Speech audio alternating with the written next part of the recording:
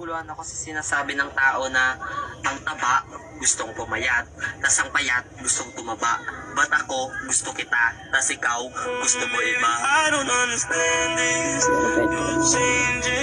Alam mo pre, nagsiselos ako sa kanilang dalawa. Pero di ko na sinasabi.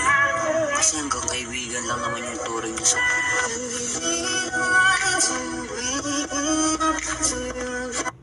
Matapang ka?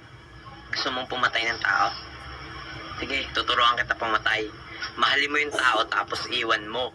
Sa bawat saglit. Alam mo yung masakit? Yung gusto mo kausap yung isang tao, pero siya mismo ramdam mo na hindi interesado sa'yo.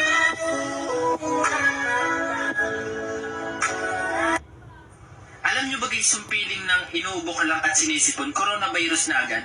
Hindi ba pwede